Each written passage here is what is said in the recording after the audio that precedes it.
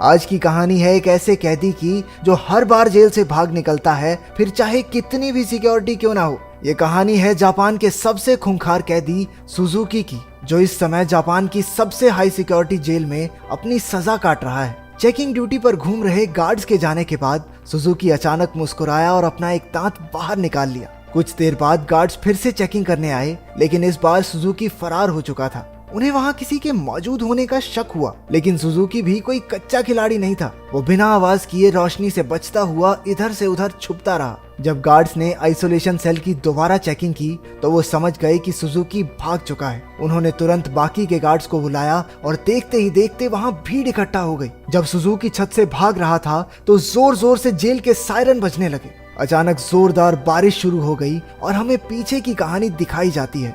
12 साल पहले कुछ कैदियों को एक जेल में लाया गया था। उनमें से एक सुजुकी भी था जो वहां 10 साल की सजा काटने आया था। क्योंकि वो कभी कुछ बोलता नहीं था तो सबने मान लिया कि वो शायद गूंगा है। उसकी छाती पर माउंट फिजी का उल्टा टैटू भी था। सुजुकी उस समय भी जेल से भागने के लिए मशहूर था और अब तक 3 बार ऐसा कर चुका था। इसके बाद सुजुकी को एक छोटे से कमरे में लाया गया जहाँ सिर्फ एक रोशनदान था। उसने रोशनदान को ध्यान से देखा। उसके दिमाग में जरूर कुछ चल रहा था। बाहर गार्ड ने जेल के वार्डन मिस्टर कानीमुरा से कहा कि सुजुकी इस बार तो हरगिज नहीं भाग पाएगा, लेकिन जैसे ही उसने शीशे से देखा सुजुकी तो पहले ही गायब हो चुका था। वार्डन ने पूरे शहर को घेरने के ऑर्डर्स दिए ताकि सुजुकी किसी भी हालत में बच ना पाए, लेकिन गार्ड्स ने तो उसे 20 ही मिनट में पकड़ लिया। पता नहीं क्यों पर सुजुकी ट्रेन की पटरी पर सीधा भागता जा रहा था। इसके बाद उसे फिर से उसी कमरे में कैद कर दिया गया, लेकिन इस बार उसके हाथों में हथकड़ियां थी। जब एक गार्ड ने अंदर झांक कर देखा तो सुजुकी मुंह पर चादर ओढ़े सो रहा था। गुस्से में उसने सुजुकी को चादर हटाने को कहा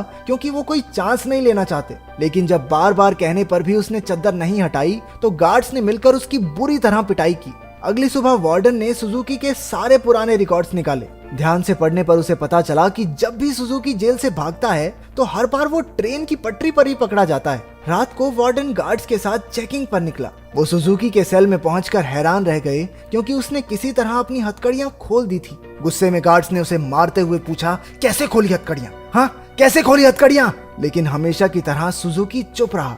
एक बार फिर से उसकी जमकर धुलाई हुई। एक दिन सुजुकी एक छोटी सी तार से खेल रहा था जिसे किसी तरह छुपाकर वो जेल के अंदर ले आया था। सवाल ये उठता है कि वो इस तार को अंदर लाया कैसे? मुंह में छुपा के? ना, गू में छुपा के। इसी तार की मदद से वो अपनी हथकड़ियां खोलता था। कुछ दिन बाद वार्डन 1 हफ्ते की छुट्टी पर अपने घर चला गया। अब सुजुकी के पास भागने का बहुत अच्छा मौका था। उसने अपनी तार निकाली और ताला खोलने की कोशिश की। जल्द ही वहाँ एक गार्ड चेकिंग के लिए आ गया। उसने झांक कर देखा कि सुजुकी फिर से अपना मुंह ढककर सो रहा था, लेकिन इस बार गार्ड बिना कुछ कहे चला गया। लेकिन असलियत तो ये थी कि सुजुकी अंदर था ही नहीं। वो तो छिपकली बनकर छत से चिपका बैठा था। वो जेल से भागने के लिए सही मौके के इंतजार में था। गार्ड के जाने के बाद वो धीरे धीरे ऊपर तक पहुंच गया। उसने छत की एक खोखली जगह पर मुक्का मारा और वहां से भाग निकला। जब गार्ड्स को पता चला तो उन्होंने तुरंत सायरन बजा दिया। वार्डन को भी खबर पहुंचा दी गई और वो तुरंत जेल के लिए निकल गया। अगली सुबह पुलिस वाले सुजुकी को पकड़ने का प्लान बना रहे थे। तभी वार्डन भी वहां पहुंच गया। उसने कहा कि सारे प्लान छोड़कर सिर्फ एक टीम पास की ट्रेन की पटरियों पर भेज दो। ऑफिसर्स को भी लगा, अरे बूढ़ा हो गया वार्डन, दिमाग सठिया गया इसका, अरे वो पागल थोड़ी है, हर बार सेम जगह जाएगा। लेकिन जब वार्डन ने उन्हें विश्वास दिलाया कि उसे 100% भरोसा है कि सुजुकी वहीं मिलेगा, तो उन्होंने उसकी बात पर भरोसा करके टीम भेज दी और उसकी बात सच भी निकली। सुजुकी को एक बार फिर से ट्रेन की पटरियों पर पकड़ लिया गया। जेल से निकलने में तो ये चाचा चौधरी बन जाता है, कंप्यूटर से तेज दिमाग। बाद में क्या हो जाता है इसे? क्योंकि वार्डन की सूझबूझ की वजह से सुजुकी पकड़ा गया तो उसके काम से खुश होकर उसे प्रमोट कर दिया गया। अब वो एक बड़ा ऑफिसर बन चुका था जो देश की सारी जेलों में जाकर कैदियों की हालत की चेकिंग करता था। उधर सुजुकी एक बार फिर से भाग निकला और फिर से पटरियों पर पकड़ा गया। हर साल उसे एक नई जेल में भेजा जाता जिसमें और ज्यादा टाइट सिक्योरिटी होती, लेकिन वो हर जगह से बचकर निकल जाता था। इसी वजह से मीडिया ने उसे स्टार भगौड़े का खिताब दिया और वो पूरे देश में मशहूर हो गया। 12 साल बाद उसे सेंट्रल जेल में लाया गया। यहाँ वो कड़ी सिक्योरिटी में था क्योंकि 10 गार्ड सिर्फ उसी पर निगरानी रखने के लिए खड़े थे। उसका कमरा भी पूरी तरह सीमेंट से बना था और दरवाजे पर कई ताले थे। ये वही आइसोलेशन सेल है जो हमने कहानी की शुरुआत में देखा था। गार्ड्स के जाने के बाद सुजुकी ने चारों ओर नजर दौड़ाई। वो एक बार फिर से भागने की तैयारी में था। एक गार्ड ने खाना लाकर उसके सेल में रखा, लेकिन उसके जाने से पहले ही सुजुकी ने उसे पकड़कर हथकड़ी लगा दी। गार्ड ने तुरंत सीटी बजा दी, जिससे कई और गार्ड्स वहां आ पहुंचे। उन्होंने मार मार कर उसकी बुरी हालत कर दी। होश आने पर सुजुकी ने दरवाजे से गार्ड्स को जाते देखा। उसके चेहरे से खून टपक कर लोहे की सलाखों पर गिर रहा था। अगली सुबह गार्ड्स ने उसकी हथकड़ियों पर कुछ और पेंच कस दिए ताकि इस बार वो उन्हें खोल ना पाए।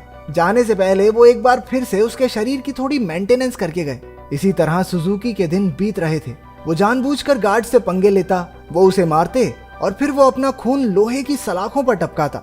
एक दिन गार्ड्स ने उसे इतना मारा कि उसका दांत टूटकर गिर गया, लेकिन सुजुकी ने उसे उठा लिया और उसे देखकर अजीब तरीके से मुस्कुराने लगा। ऐसा लग रहा था जैसे ये सब उसके प्लान का ही हिस्सा है। इसके बाद सुजुकी दीवार पर अपने दांत से कुछ बनाने लगा। कुछ हफ्तों बाद सुजुकी ने एक और गार्ड पर हमला कर दिया। इस बार उसे सबसे खतरनाक सजा दी गई। उन्होंने उसे एक लंबी जंजीर से बांधकर ऊपर लटका दिया। 1 साल बीत गया और सुजुकी अभी भी सजा काट रहा था। उसकी हालत बहुत बुरी हो चुकी थी। शरीर सड़ने लगा था और उसके घावों पर कीड़े पड़ चुके थे। आखिरकार उस शाम गार्ड्स ने आकर उसकी जंजीरें खोल दी। पूरे 1 साल बाद उसे चैन की सांस आई थी। उधर पुराना वार्डन मिस्टर कानेमुरा वहां की जांच करने पहुंचा। उसने आइसोलेशन सेल में जाकर देखा कि सुजुकी की हालत बहुत खराब थी, लेकिन वो उसे नजरअंदाज करके वहां से चला गया। इसके बाद वही रात आई जहां से कहानी की शुरुआत हुई थी। जब बाहर बिजली कड़कने लगी तो सुजुकी ने अपने प्लान को अंजाम दिया। उसने अपना दांत निकाला और हथकड़ियों के पेंच खोलने लगा। असल में सुजुकी दीवार पर दांत से कुछ बनाता नहीं था, बल्कि वो तो उसे घिस घिस कर तीखा कर रहा था ताकि उसके इस्तेमाल से पेंच खोल सके। हथकड़ियों से आजाद होकर उसने दरवाजे पर जाकर लोहे की सलाखों को धक्का देना शुरू किया। लगातार खून टपकने की वजह से सलाखों पर जंग लग चुका था।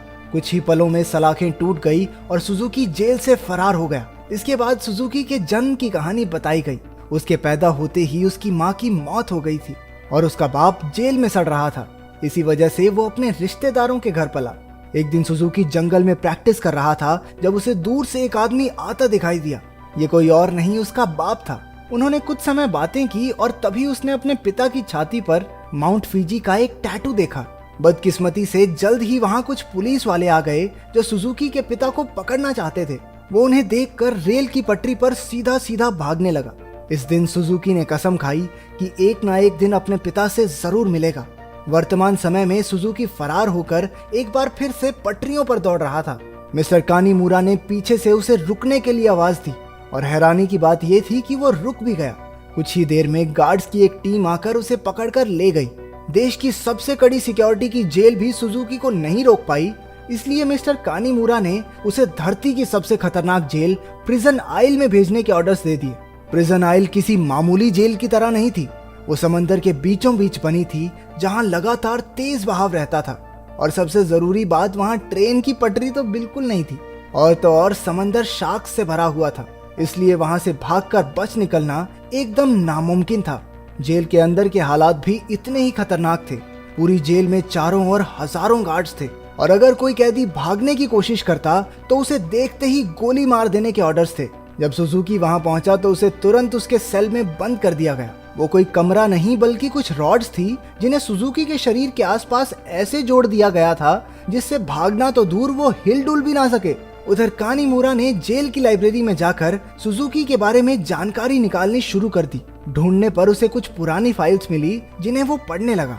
उधर जेल में सुजुकी ध्यान लगाकर खड़ा था। हालांकि बाकी लोगों के लिए वहां से भागना नामुमकिन था, लेकिन सुजुकी के दिमाग में कुछ तो खिचड़ी पक रही थी। अचानक उसने अपने दोनों कंधों को डिसलोकेट कर लिया और उस छोटी सी जगह से सिकुड़कर धीरे धीरे बाहर निकलने लगा। एक कैदी ने उसे ऐसा करते देख लिया, लेकिन वो इतना नशे में भंट था कि कुछ बोल नहीं पाया।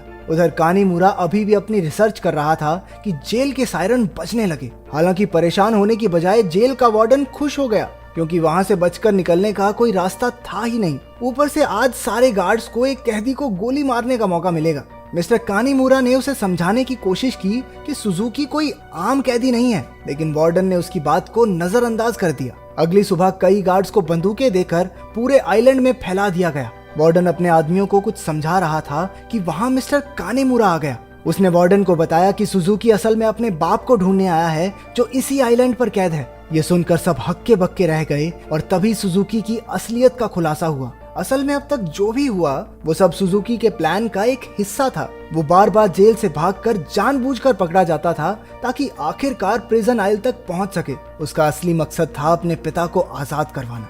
आखिरकार सुजुकी अपने पिता से मिला और एक दूसरे को इतने साल बाद देखकर दोनों खूब रोए। बदकिस्मती से मिस्टर कानीमुरा वार्डन और बाकी के गार्ड्स के साथ वहीं आ रहा था, लेकिन उनके पहुंचने से पहले ही सुजुकी उस बूढ़े आदमी के साथ गायब हो गया। सुजुकी अपने पिता को आइलैंड के छोर तक ले आया। उसने पहले से ही वहां एक पैराग्लाइडर तैयार कर रखा था। दोनों पैराग्लाइडर पर चढ़े और दूर उड़ गए। दूसरी ओर मिस्टर कानीमुरा ने एक बूढ़े आदमी से बात करने की कोशिश की जो सुजुकी के पिता के साथ ही कैद था। तभी उसने माउंट फिजी का एक टैटू उस आदमी की छाती पर देखा, जिसका सीधा मतलब ये था कि इतने सालों की कड़ी मेहनत के बाद भी सुजुकी गलत आदमी को लेकर भाग गया। अब इससे बुरी किस्मत तो किसी की नहीं हो सकती। क्या आप अपने पिता के लिए इतनी परेशानियां सह सकते हैं? कमेंट्स में जरूर बताना।